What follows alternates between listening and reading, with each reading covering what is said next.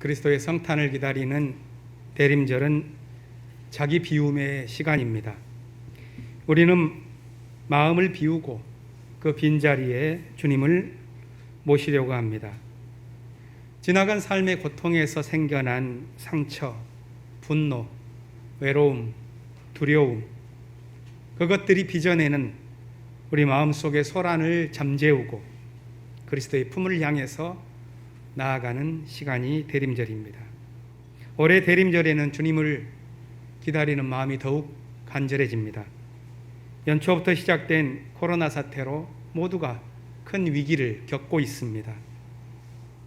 비대면의 시대가 길어질수록 위태로운 삶을 사는 사람들의 고통이 얼마나 커지는지를 우리는 봐왔습니다. 오늘부터 또한 우리 교회는 얼마나 오래 갈지 알 수 없는 비대면 예배를 다시 시작하고 있습니다. 이러한 어려운 시간을 잘 이겨낼 수 있도록 주께서 은총을 베풀어 주시기를 기원합니다. 코로나 시대를 지나오면서 인류는 각성의 시간을 그나마 갖고 있습니다. 삶의 방식을 근본적으로 전환해야 한다는 생각이 커지고 있습니다. 얼마 전에 한국 생태문명회의라는 모임이 환경재단에서 있었습니다. 한국과 미국의 여러 학자들이 온라인으로 모여서 전환을 위한 사고와 행동이라는 주제로 하루 종일 논의하는 시간이었습니다. 저도 글을 발표하고 다른 사람들의 아이디어도 많이 들었습니다. 그 가운데 한 가지를 소개하면 이렇습니다. 그것은 생태문명회의라고 하는 움직임의 저변에 깔려있는 코로나 시대에 관한 근본 문제의식에 관한 것입니다. 미국에서 참여한 물리학자 프리초프 카프라 박사는 코로나 사태와 그 이후의 삶의 방향에 대해서 이렇게 요약했습니다. 코로나 사태는 인류가 초래한 생태적, 사회적 위기에 대한 지구의 생물학적인 반응이다. 이 위기는 생태학적인 불균형에서 비롯되었지만 사회경제적 불평등으로 인해서 그 결과가 극대화되었다. 앞으로의 사회 정의는 좌와 우의 대립 정치를 통해서 해결되는 것이 아니라 삶과 죽음의 문제에 대한 근본적인 대처를 통하지 않고서는 해결될 수 없을 것이다. 이렇게 요약했습니다. 팬데믹과 기후 위기에 대처하는 일은 우리가 예전에 맞았던 사회적인 위기와는 달리 지구적 차원의 재앙과 관련된다는 사실을 우리는 깨달아가고 있습니다. 코로나 사태와 함께 경험한 기후 위기는 단지 환경의 변화만이 아니라 문명 자체의 변화를 암시하고 있는 것입니다. 우리 모두 점차 실감해가는 그 근본적인 전환은 경제활동의 방식만이 아니라 사회제도 그리고 그것을 뒷받침하고 있는 문화와 종교까지도 새로워져야 한다는 것을 의미합니다. 그래서 교회력이 시작되는 이번 대림절에는 화두를 한번 던져보았습니다. 오늘 말씀의 제목입니다. 생태적 전환. 저는 이것이 앞으로 우리가 중요하게 잡아야 할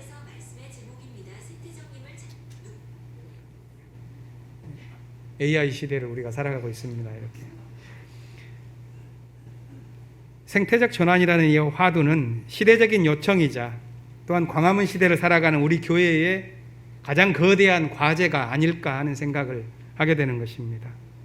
신앙 공동체에서의 생태적 전환이라는 것은 우리가 생활에서 실천할 수 있는 작은 무엇에서부터 시작될 것입니다. 그리고 그 흐름이 뿌리를 내려갈 때 우리 공동체의 기둥을 이루고 있는 예배와 교육, 선교와 친교, 그런 모든 방식들을 새롭게 구성해 줄 것이라고 생각합니다. 지난 화요일과 수요일에는 목회실 수련회를 가졌는데 이때 이 생태적 전환이라고 하는 문제를 깊이 논의를 했습니다.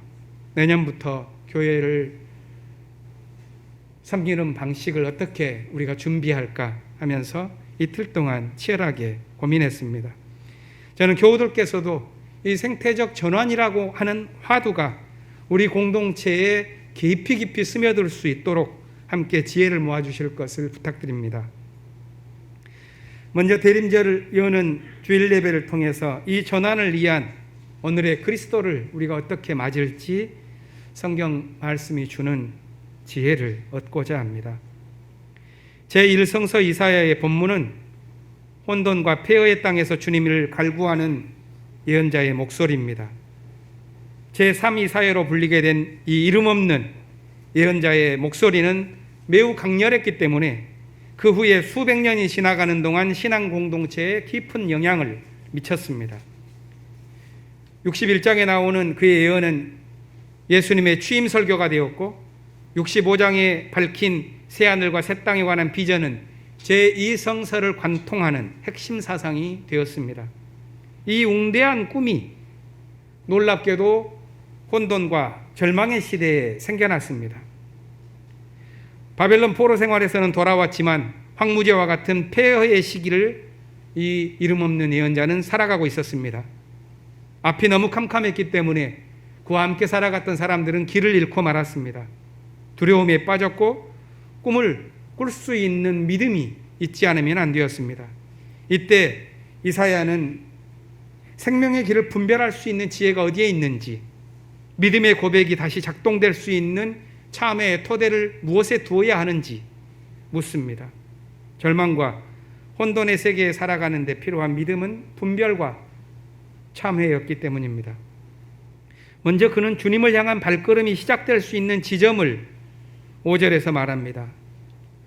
주님께서는 정의를 기쁨으로 실천하는 사람과 주님의 길을 따르는 사람과 주님을 기억하는 사람을 만나 주십니다. 그러니까 이사야는 믿음이 시작되는 지점을 세 가지로 표현한 것입니다. 정의를 기쁨으로 실천하는 사람, 주의 길을 따르는 사람, 주를 기억하는 사람. 하나님은 바로 이들과 함께 하십니다. 그러나 안타깝게도 고통의 현실에서 모두가 쓰러지고 말았습니다.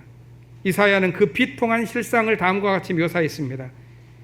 우리는 모두 부정한 자와 같고 우리의 모든 의로운 행위는 더러운 옷처럼 되고 말았습니다. 우리는 모두 나뭇잎처럼 시들었고 우리의 죄악이 바람처럼 우리를 휘몰아갈 뿐입니다. 이것은 삶에 대한 참회입니다. 그는 남을 탓하지도 환경을 탓하지도 않습니다. 자신을 꾸며서 내세우기보다는 자기 존재의 심연에 가로놓여 있는 뼈아픈 실패를 고백하고 있는 것입니다. 그는 이렇게 이어서 말합니다. 아무도 주님의 이름을 부르지 않습니다. 주님을 굳게 의지하려고 분발하는 사람도 없습니다. 그러기에 주님이 우리에게서 얼굴을 숨기셨으며 우리의 죄악 탓으로 우리를 소멸시키셨습니다. 남은 것은 그럼 희망이 없는 소멸뿐인가? 그렇지 않지요. 신앙의 신비는 바로 이 참회가 가지고 있는 역설적인 전환에 담겨 있습니다. 진실한 참회만이 정직한 희망을 품어냅니다. 이사야의 희망 역시 실패의 심연에서 솟아납니다. 그가 희망을 볼 수 있었던 것은 하나님과 연결된 삶이라고 하는 그 존재에 관한 분별에서 비롯됩니다. 바로 여기에서 제1성서 어디에도 없는 제3 이사야만의 독특한 표현이 등장합니다. 그것이 8절에 나오는 히브리어 야훼 아비누라고 하는 말입니다. 주님은 우리 아버지라는 표현입니다. 야훼를 아버지로 부르는 것은 제1성서에서는 아주 낯선 일이죠. 시기적으로는 훨씬 후대에 기록된 것으로 알려진 시편에 한두 번 정도 나올 뿐 제3 이사야 이전에는 그 어디에도 없는 사상입니다. 그런데 이사야는 고통과 시련 속에서 희망을 보았는데 그가 본 희망은 하나님과 깊이 연결되어 있는 삶에 관한 통찰이었습니다. 이제까지의 신이 저 천상의 폭금처럼 두려운 존재였다면 이사야에게 하나님은 자신과 가장 깊이 연결되어 있는 존재입니다. 그렇기 때문에 죄악의 폭풍 속에서도 다시 하나님을 향하여 다가설 수 있게 된 것입니다. 그는 마지막에 이렇게 고백합니다. 주님, 우리의 죄악을 영원히 기억하지 말아 주십시오. 주님 보십시오. 우리는 다 주님의 백성입니다. 바로 이 고백에서 모든 믿음이 다시 시작될 수 있었습니다. 주님, 우리는 다 주님의 백성입니다. 대림절 첫째 주일의 복음서 본문은 마가복음 13장에 삽입된 작은 묵시록입니다. 묵시록은 우주의 대파국을 전하면서 새로운 세계의 도래를 알립니다. 역사가 파멸적인 위기에 처했을 때 활용된 문학 양식이 상징적인 방식으로 희망을 전한 묵시록이었습니다. 마가의 이야기를 들었을 최초의 독자들은 전쟁으로 인해서 나라가 파멸한 시기의 사람들입니다. 로마 제국에 의해서 성전은 무너졌고 그들의 마지막 영웅마저 죽었으니 이제 꿈과 희망은 의미 없다고 생각했을 것입니다. 도대체 이런 시대를 어떻게 견뎌낼 수가 있겠는가 하는 것이 마가의 고민이었을 것입니다. 마가는 200년 전 다니엘서가 써졌을 때와 같은 처지에 놓여 있는 현실을 보았습니다. 시리아의 왕 안티오쿠스 에피파네스에 의해서 모든 것이 파괴되었을 때 기록된 다니엘서는 파멸의 시대를 견딜 다니엘의 꿈을 전합니다. 그것은 사람의 아들이 구름을 타고서 영광에 쌓여 올 것이라는 희망에 관한 것이었습니다. 마가는 다니엘서의 그 꿈을 이어받아서 절망의 시대를 살아가는 사람들에게 다시 전하고 있는 것입니다. 그들이 겪고 있는 깊은 절망에 대해 본문은 이렇게 묘사합니다. 거짓 예언자들이 사람들을 현혹하고 주님을 따른 사람들은 고난을 받으며 부모와 형제가 서로를 파멸로 몰고 가는 상황이 되었다고 말입니다.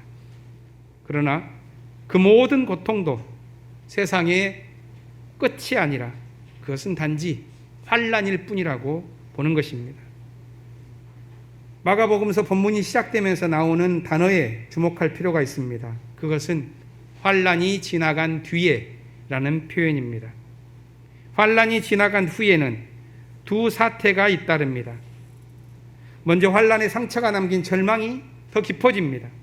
그것은 마치 해가 어두워지고 달이 빛을 잃고 별들이 하늘에서 떨어진 것처럼 느껴지는 것입니다. 하지만 바로 거기에서부터 이 세상은 몰락하고 새로운 세상이 솟아납니다.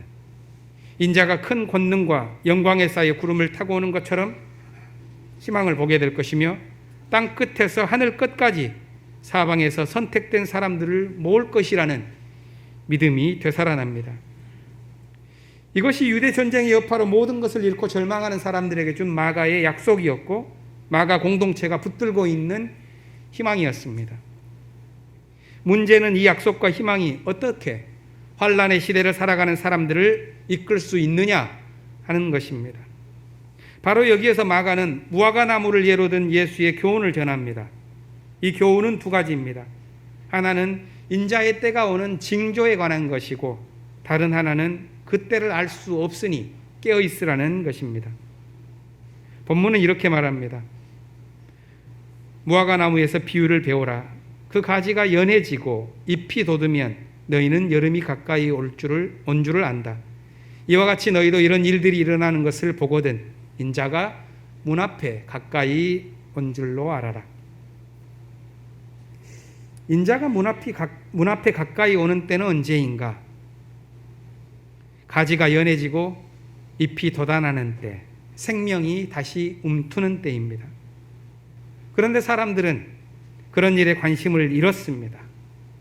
절망이 너무 깊어서 가지가 연해지는 것을 기대할 수 없게 되었고 뒤틀려버린 역사와 질서에 물든 정신은 이제 더 이상 새로운 푸른 잎이 돋아날 수 없을 것이라고 낙심한 것입니다. 그렇기 때문에 그날과 시간은 아무도 모르며 심지어 천사도 아들도 모른다고 본문은 말합니다. 성서는 오직 그 시간을 아버지만 아신다고 말합니다. 다시 생명이 일어서는 그때 하나님의 창조가 시작될 그 카이로스의 시간은 오직 깨어있는 자들에게 주어지는 선물이라고 마가는 보았습니다. 그래서 4번이나 반복해서 말합니다. 깨어있어라. 서신서의 본문은 고린도 교회에 보낸 바울의 편지로서 내용은 공동체에 대한 감사와 격려의 마음을 담고 있습니다. 당시 고린도 교회는 4분 오열되어 있었습니다. 그러나 바울은 그들에게 그 어떤 비난의 말보다도 격려의 마음을 전합니다. 마침내 그리스도와 온전한 친교를 이루도록 이끄실 신실한 하나님, 그분을 향해 나아가도록 말하는 것입니다. 바울은 고린도의 신앙 공동체가 품고 있는 풍요로운 재능을 세 가지로 묘사했습니다. 첫 번째는 5절에 나오는데, 여러분은 그리스도 안에서 모든 면에 풍족하게 되었습니다. 곧 온갖 언변과 온갖 지식이 늘었습니다. 이렇게 말합니다. 그들은 온갖 언변과 지식, 다시 말해서 당시 헬레니즘 문명이 숭상하는 로고스와 그노시스를 모두 갖추었습니다. 두 번째는 6절에 나오는 말씀입니다. 그리스도에 관한 증언이 여러분 가운데서 이렇게도 튼튼하게 자리 잡았습니다. 고린도 교회는 그리스도에 대한 튼튼한 증언을 갖고 있었습니다. 이 증언은 자기 몸을 바치는 행위를 의미합니다. 7절에 나오는 세 번째 요소는 부족함이 없는 카리스마, 은사입니다. 여러분은 어떠한 은사에도 부족한 것이 없으며 우리 주 예수 그리스도의 나타나심을 기다리고 있습니다. 이렇게 고린도 교회는 모든 지식과 튼튼한 증언과 부족함이 없는 은사, 이 모든 정신적 무기를 갖고 있었습니다. 그들은 무엇을 향해야만 했을까요? 그런데 이 공동체는 자신들의 영적인 풍요로움 때문인지 도리어 갈등과 분열에 사로잡히고 말았습니다. 오늘 본문 다음에 이어지는 내용은 갈등을 넘어서라고 하는 바울의 권면으로 가득 차 있습니다. 바울의 이 권면은 단지 윤리적인 타이름이 아니라 믿음의 피력입니다. 그것이 8절과 9절에 나오는 바울의 고백입니다. 우리 주 예수께서 나타나실 날에 여러분이 흠잡을 데 없는 사람으로 설 수 있도록 주님께서 여러분을 끝까지 튼튼히 세워주실 것입니다. 하나님은 신실하신 분이십니다. 하나님께서는 여러분을 부르셔서 그 아들 우리 주 예수 그리스도와 친교를 가지게 하여 주셨습니다. 바울의 이 말씀이 대림절을 보낼 우리 모두의 길잡이가 될 수 있기를 바랍니다. 코로나 시대의 위기와 고통 속에서도 신실한 하나님께서 우리를 예수의 시간에 우뚝 설 수 있도록 지켜주시고 마침내 그리스도와 친교를 가질 수 있도록 인도해 주시기를 기원합니다. 지난 시대의 고통과 절망이 여전히 깊지만 새로운 시대를 향한 생태적인 전환을 통해서 푸른 잎을 내기 위해 애쓰는 이 땅의 모든 사람들에게 그리스도께서 주시는 대림절의 축복이 함께 있기를 기원합니다. 잠시 침묵으로 기도하겠습니다.